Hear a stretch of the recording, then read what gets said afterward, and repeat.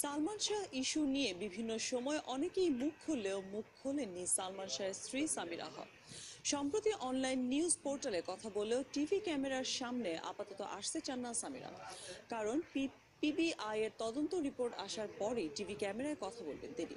তবে মুঠোফোনে সালমান শাহের মৃত্যু এবং নায়ক সালমান শাহকে নিয়ে কথা বললেন সামিরা। বিস্তারিত কামরুল রিফাতের প্রতিবেদন।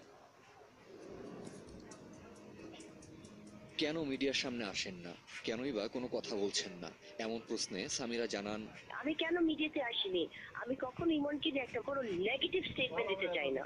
Not because of Salman Shah ফ্যানদেরকে আমি ভয় পাই বা কিছু, নো, বিকজ আমি আমার হাজবেন্ড যে নাই তাকে নিয়ে আমি কোনো কথা বলতে চাই না যেটা ওকে ছোট করবে। মানুষ যাকে চেলে হবে না, এটা পুলিশের ব্যাপার, যে ইনভেস্টিগেশনের ডিপার্টমেন্টের ব্যাপার আছে, এখানে লিগ্যাল কিছু টার্মস আছে, সেখানে আমি একটা জাস্ট পাট করে একটা কথা বলবো আর মানুষ ঝাঁপিয়ে উঠবে। আমি ভালো বললেও মানুষ আমাকে খারাপ বলছে, আমি খারাপ বললেও মানুষ আমাকে খারাপ বলছে।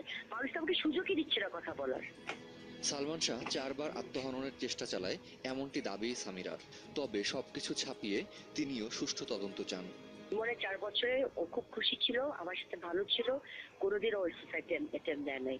আমার বিয়ের আগে 4বার নিয়েছে এবং যেদিন সে করেছে সেটা যদি আমি বুঝতে পারতাম তাহলে আমি তো নিশ্চয়টা ফার্স্ট অফ অল হতে দিতাম না, সেকেন্ডলি আমি হওয়ার পরে বাসায় থাকতাম না, যদি আমার ভয়টা তুমি যে জানিস।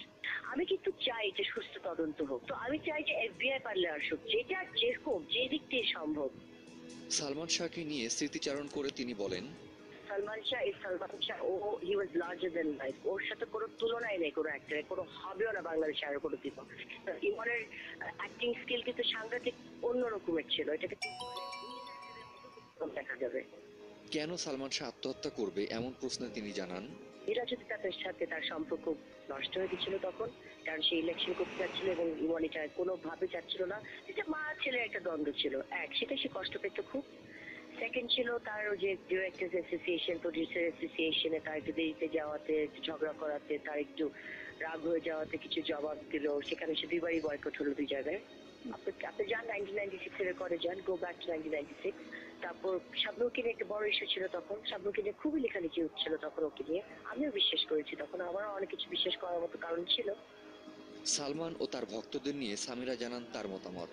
ও যদি বুঝতো যে ওর কত ভক্ত তাহলে হয়তো চিন্তা করতো 2বার।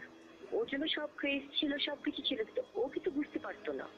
তখন তো এত কিছু মিডিয়া ছিল না, এত ফেসবুক ছিল না, বা এত কিছু ছিল না যে ওর কাছে পর্যন্ত পৌঁছাতে পারতো না ফ্যানরা এত সহজে, বুঝছেন? তো ও বুঝতে পারেনি। ও মারা যাওয়ার পরে যখন জিনিসটা হলো, যেদিন ইমন চলে গেল 6 তারিখে, তখন মানুষ যেভাবে কান্না করে উঠলো সেটা আমি দেখলাম, ইমন তো দেখলো না। সম্প্রতি আলোচনায় উঠে আসা রুবি সুলতানার বক্তব্যকে কেন্দ্র করে সামিরা জানান, রুবি সুলতানা এবং ভিকি দুজনকে বাংলাদেশের মাটিতে আসতে হবে এবং এভিডেন্স দিয়ে প্রমাণ করতে হবে যে সামিরা সে বদলাটা দিয়েছে, কারণ সামিরার দাবি সামিরা কিছুই দেন নাই এবং এটা আত্মহত্যা আত্মহত্যা আত্মহত্যা। এটা আমি চ্যালেঞ্জ করলাম পুরো বাংলাদেশকে। কামরুল রিফাত, শরীফ।